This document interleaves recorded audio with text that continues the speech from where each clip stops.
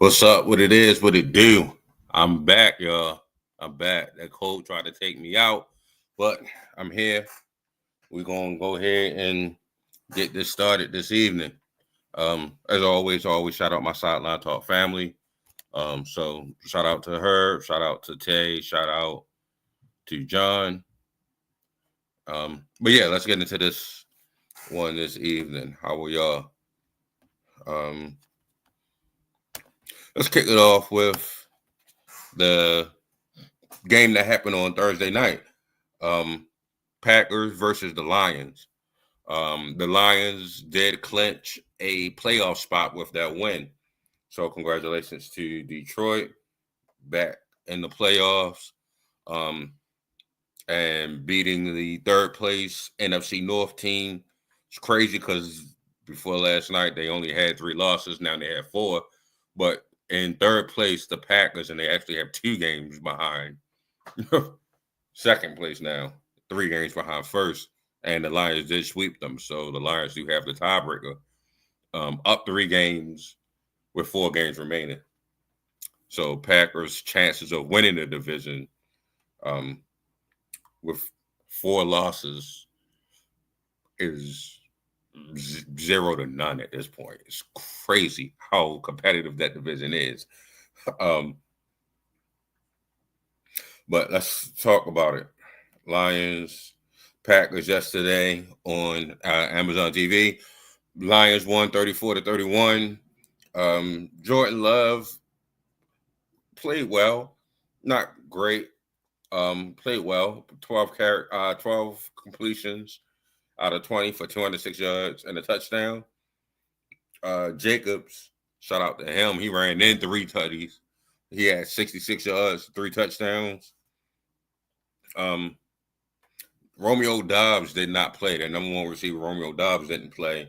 So Watson actually wound up having the most catches. Most yards with 114 yards for the Packers and a loss. Before I give you the Lions rundown, the Packers front 4, their line, the pressure that they get with their defensive line alone is crazy. Detroit has one of the best offensive lines in football, and at the point of attack, the Green Bay Packers dominated and enforced their will.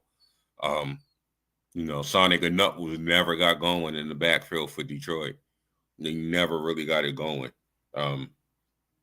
And like I said, so to get into the Lions box score, Jared Goff had 32 completions, 283 yards and 3 touchdowns.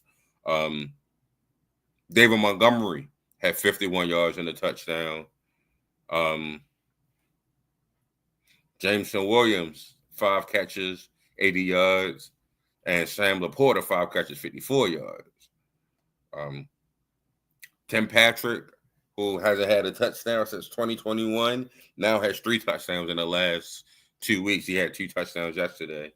Jahmyr Gibbs only added in 43 yards on the ground. Like I said, Detroit, the Green Bay Packers dominated the Detroit Lions offensive line. I love me some Penei Sewell. I think he's one of the best left tackles in the game. Best right tackles in the game. Sorry. That backup left tackle played well. They were missing their starter left tackle. Well, forgive me, my name slips me right now. But he's on IR, I believe. But he missed last game.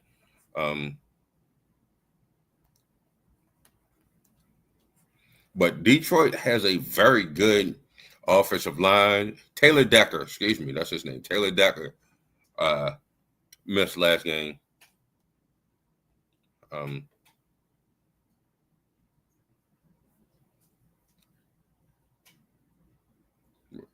Dan Skipper filled in for him. He did pretty well. But just the defensive line for Green Bay Packers was the story. Honestly, they really impressed me. I'm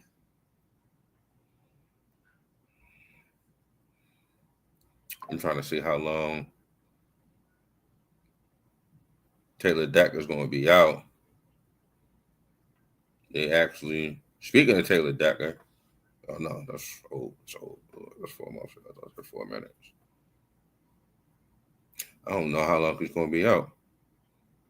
But like I said, the defensive line for Green Bay was amazing. They dominated. The defensive line on both sides actually was dominating at the point of attack.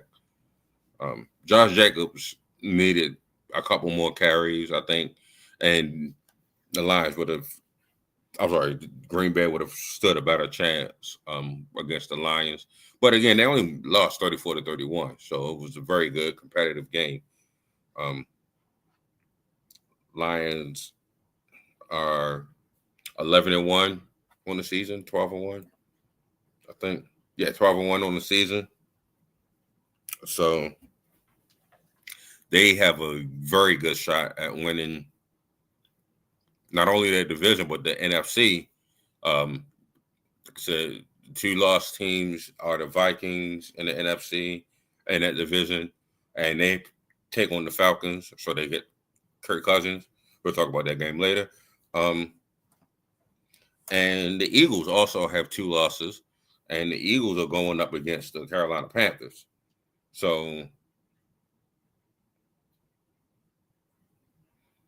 good job on the win, but Detroit is going to be playing, like I said, with the NFC so crowded at the top to get that number 1 seed, they're going to have to continue winning out for Detroit.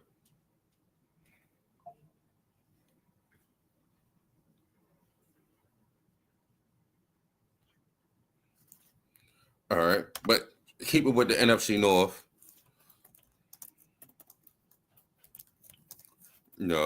Let's move over to Chicago.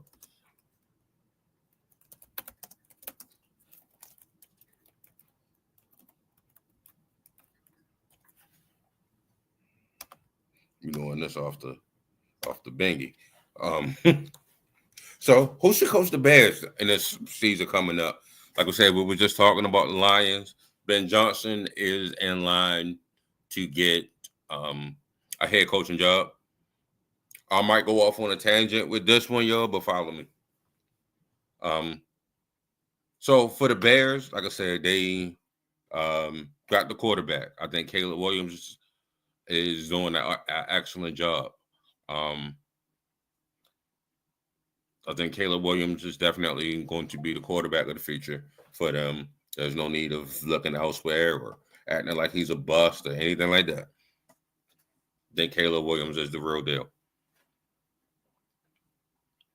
Now, if I'm playing GM for the Bears, I would love to get an offensive mind to shore up my quarterback. I mean, I know it's Detroit.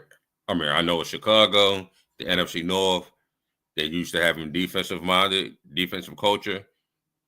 That was Matt Eberflus. Let's not stay there. Let's innovate. Let's come to this millennium. If Ben Johnson wants the job, he should be first in line to get it.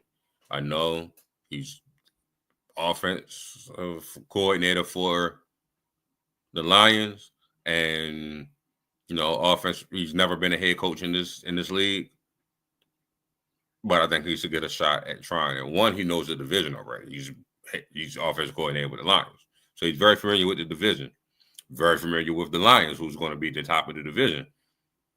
So that's right there is a no-brainer for me. But if Ben Johnson decides, he wants to stay or, go to the Jets or go to anybody else that may have an opening, I think next in line could be Philadelphia Eagles offensive coordinator, Kellen Moore. Again, offensive-minded. What he is doing and settling down Jalen Hurts this year, he can do and settle down Caleb Williams next year, his sophomore year. We already know Caleb has already seen the league. He knows what to expect. I don't expect him to be as rocky of a start or as jumpy in year 2 as he was in year 1. He already knows he's already calming down. Kellen Moore was in, high regards as an offensive coordinator out of Dallas. But when he went to to Los Angeles Chargers, two things happened. One, Dallas offense got better, and Dak Prescott had his best season. Strike one. The Chargers offense regressed. Strike two. So, he's going to Philly, and Philly is definitely one of the best offenses in the league. So he's reprieved his name there. They could possibly have the all-time leading rusher and league history for a single season, and Saquon Barkley. He's on pace for that. That's two things for him, other than those two things against him. So I think he could be keep his name in the running for the head coach for the Chicago Bears. The third name that I'm going to name, Chicago fans, again, they love their defense. So defense knows the NFC North. I think deserves another chance. I'm going with Brian Flores. I think Brian Flores should be a head coach as well. They should look at him.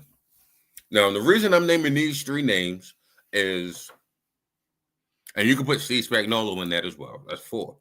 The reason I'm naming those four names is because if you look at it, chances are these teams will be sitting a week when the playoff starts. All four of these teams are in contention of the number one seed. So it's gonna two of these four is gonna get the number one seed, possibly. And you could throw in somebody from the Bills. But it's a chance that two of these four will have the number one seed.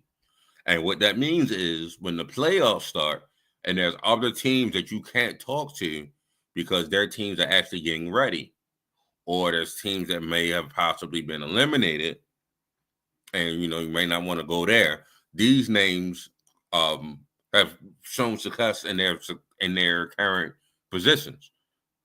So you go ahead and talk to them while everybody else is playing and you can't talk to them. You get your coaching staff in there early. Like I said, Brian Flores had the issue in Miami. Did you want to get Tua? Did you want to get Justin Herbert? And they were tanking for Tua. He didn't really want Tua. He wanted Herbert, et cetera, et cetera. I think he might have even wanted, if that's not the same Joe Burrow class, am I tripping? But, Tua wasn't the name that he wanted. In Chicago, there is no question. Caleb is your guy. Do you want to coach here? That means you want to coach Caleb. There's no question there. So you don't have to deal with that. Two, if you look at the culture of football that he changed in Miami and got them boys playing well, because Miami was a joke before.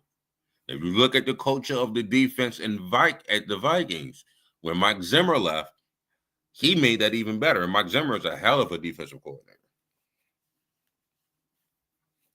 So these are the two names. That's why I'm putting those two names out there. Or those four names out there, because you can talk to them, get your coaching staff in there early, get them introduced. They start building their staff and then get ready for the playoff. And that way there's no questions. There's no issues. There's no hesitation. You already have the starting point for next season. And going into free agency and draft period, they already thinking about what they need to do to build their team, build their staff, build their roster, etc. So I think you should go ahead and handle that with them first. All right, let's leave the NFC North for a second. Week 14, playoff power rankings. All right, so I posted this online, lubugging.blogspot.com. Go follow me, read up. I'm putting a lot of articles out. athleticallychallenged.com. Shout out to digital. athleticallychallenged.com. Matter of fact, let me make that a goddamn going part of this ticker.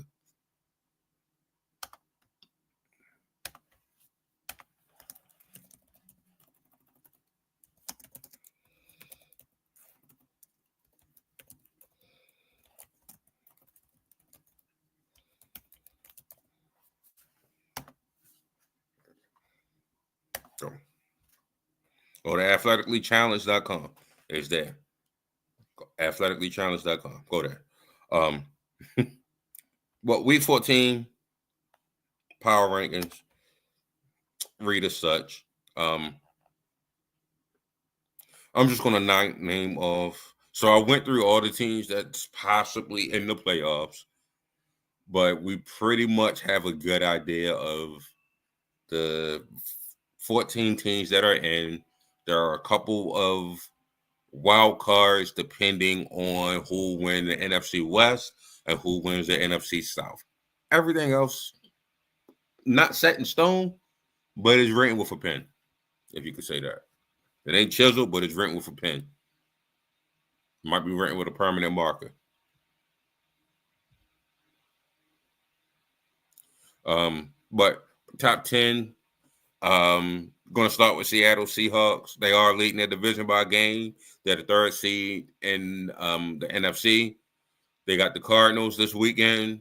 Then they're home for the Packers and the Vikings. And then they go to Chicago, and then they go to L.A.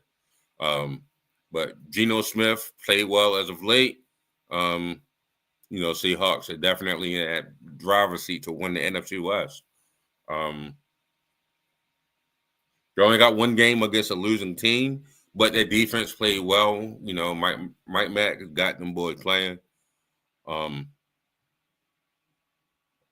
If they win this week, they'll have the tiebreaker over the Cardinals. It's because of their head-to-head. So even if they finish with the same record, they will still be the number one team getting in. Or I'm sorry, the number one seeded, the number one team of the NFC West and get in. Number 9 team, Baltimore Ravens. They're on the bye this week. And they have lost, 3 of the last 4, 3 of the last 5. So they kind of reeling. That's why they have 9 right now when I had them up as high as 5. Because the issue with them is consistency. They need to find their consistency. They need to find an offense other than Lamar save us. We thought it was going to go through Lamar and Derrick Henry, but right now it's looking like Lamar Savers on 3 is to play every single down, and they cannot win in December doing that. They can't win in January doing that. So, Justin Tucker, I don't know what the hell happened to the GOAT, but the GOAT is not playing like he is a GOAT. He's playing un-GOAT-like, if you will. So I got the Ravens at 9. 8, I put Houston Texans. I think when they do meet on Christmas, there's a lot of football left to be played, but I think when they do meet on Christmas, I might be leaning more towards giving Baltimore the upper hand, but I don't see Baltimore or I don't see either team being favored more than 3. It's a toss-up game in my mind. Even though C.J. Stroud has hit a bit of a sophomore slump, I think he, getting his receivers healthy, they're going to go ahead, win the AFC South. They're currently number 1. They got the division by 2 games. I think they're going to win the AFC South and be, not in the Super Bowl bubble, but I think C.J. Stroud might win a playoff game this year, depending on which division. Because he got the worst. He's going to win the divisions, or depending on which wild card team he gets. If he gets the Broncos, I can see them winning that. If he gets the Chargers, I don't see him winning that. If he gets the Ravens, again, I don't see him winning that again. Green Bay, I've spoke about there. I got them as the 7th best team that's currently in the playoffs. 6th best team that's in the playoffs. Minnesota Vikings. They are 1 game out of the division, and they're 12-2, 10-2. And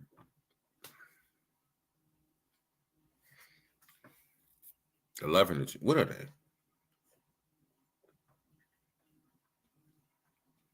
Yeah, they're 10-2, and they're one game out of the division lead. They're the fifth seed at 10-2.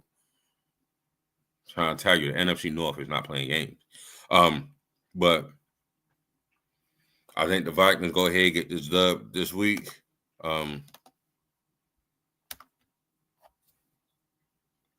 Against the Falcons. And then, they got two division games to end this season. After they play the Bears and the Seahawks, they got the Packers and the Lions. So they might be sitting there at 5. Hell, the Packers could potentially pass them, and Minnesota gets knocked down to 6 at like 10-3 or 10-4, which is or 12, whatever it be, 13-4, right? And it's something crazy like that. All right, number 5, Pittsburgh Steelers. Hurt me to say it, hurt me to say that, but these are who I have as Super Bowl contenders, man. That defense is crazy good. Mike Tomlin, coach of the year, hands down. There's no, go ahead, turn your balance in now. What he's able to do with this team, he got them to 9 wins already, 9-3, first in the AFC North. Didn't even have an offense for 6 weeks, and they got 9 wins. It's crazy how well prepared he has his team each and every week.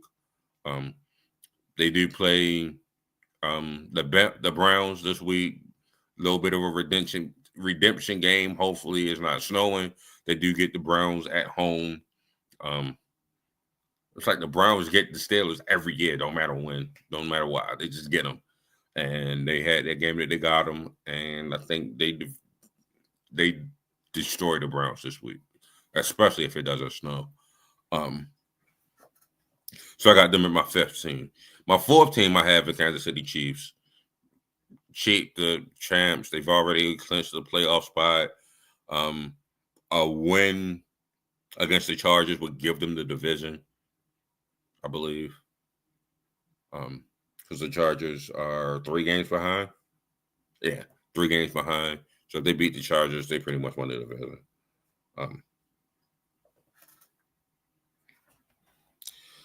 Number 3, the Eagles. It's another team that I can see hoisting the Lombardi this season. Good offense, great defense, great offensive line. Like I said about the Packers with their front 4, the Philadelphia Eagles front 4 is amazing. Completely dominated the Ravens the last game that they played. Fire off the ball. Dictate to the other offense what they're going to do. Love it. And they didn't even have Slay last game. And they still dominated on defense. Crazy work. Buffalo Bills. I have them as the 2nd ranked team. They're 10-2. And they could potentially be the number 1 seed in the AFC. They just need the Chiefs to slip up 1 game. And if Buffalo wins out, they got the Rams, the Lions, Patriots, Jets, and Patriots again. If Buffalo wins out, they'll be the number 1 seed in the AFC if the Chiefs slip up once. They've already beat them, so they only need to lose 1 game. And I think the way Buffalo's playing, they're the best team in the AFC right now. It's crazy. And the best team in the league to me right now, Detroit Lions. Run game's crazy. Jared Goff is playing efficient. Shout out to Sun God, Amon-Ra St. Brown. Shout out to, I hope he comes back. What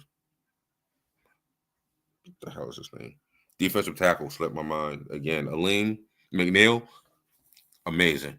Panay Sewell, amazing, dominant. They do have Zadarius Smith as well to fill in for Aiden Hutchinson, who's on IR and broke his leg and won't be coming back. But obviously, one of the best backfields, one of the best offense, one of the best offensive-minded coaches in the league. Ben Johnson, Dan Campbell going for it, very gutsy. A lot of people didn't like him going for it on 4th and inches. Say kick the field goal, play defense. But no guts, no glory. No guts, no glory. He went all the way out and said, "Yeah, we're gonna get this first down. We're gonna run the clock. Then we're gonna get the field goal in this game." Shout out to Dan Campbell and Detroit Lions. I have them my week 14 best team of the league.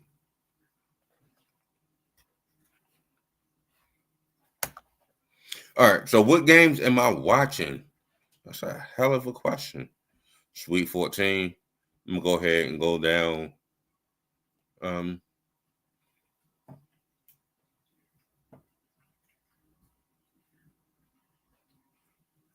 Which games piqued my interest this weekend? College football will definitely pique my interest in about 20 minutes. Boise State versus another team going up for the championship. I'm going to be watching Genty, see if he adds to his Heisman case this weekend.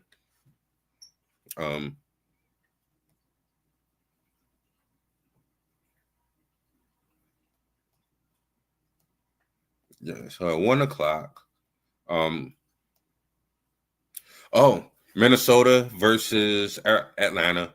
Both of these teams currently, as we speak right now, are in the playoffs. Kirk Cousins threw 4 interceptions last week. They're on a 4-game losing streak, I believe. He's going back to Minnesota, playing against his old team. I had a hot take on this. I said if they fall out of playoff spot, which they are in danger of doing if they lose this week and the Buccaneers win, they'd be falling off a playoff spot. I think you go ahead and go with Mike. See what Mike can do. If Michael Penix have a hot, if Kirk is struggling and they put Penix in and he got a hot second half, I think you ride the Rook to the playoffs and beyond. I think it's time to start him. Also, at 1:00, you got the Steelers versus the Browns. Other than it being an AFC North rival, there's not much intrigue. I do expect the Steelers to dominate this game. Oh, I'm picking the Vikings to win the Atlanta Falcons over the Falcons. I just want to see Mike play. I ain't even gonna lie to you.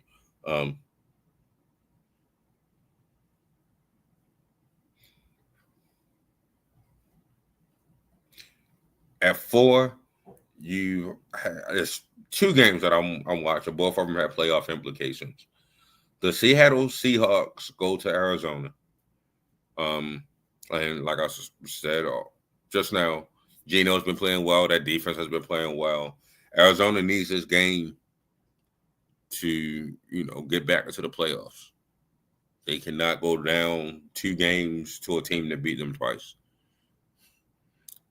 That's leading the division. So Arizona definitely needs this game.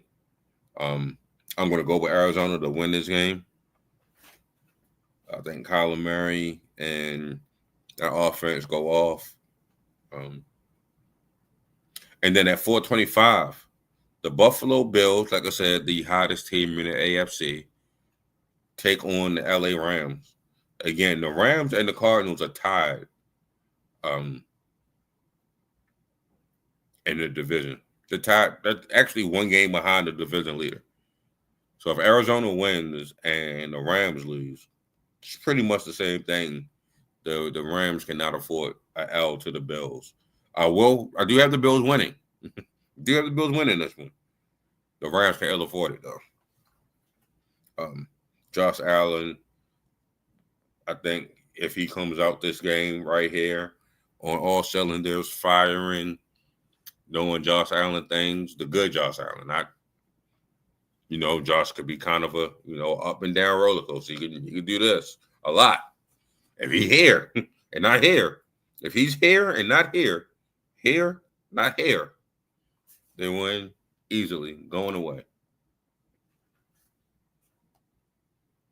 And then the nightcap, Sunday, you have the Chargers going against the Chiefs. It's going to be a pretty good game. I am picking the Chiefs to win and lock up the division. So actually, no, if the Chargers lose, they'd be 4 games back. And yeah, that would definitely lock up the division. So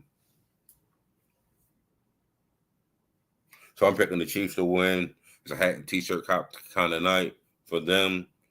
Like I said, the Bills had their hat t-shirt last Sunday night. With that win, won the division. So I got the Chiefs doing it this Sunday night. And then on Monday,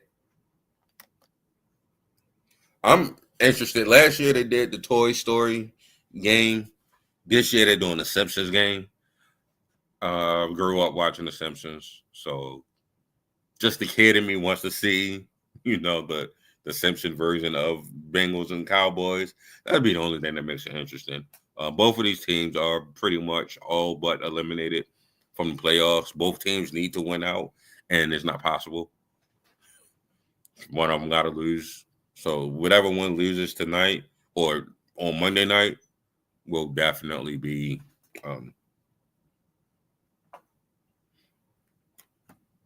de facto eliminated from playoff contention, if you will.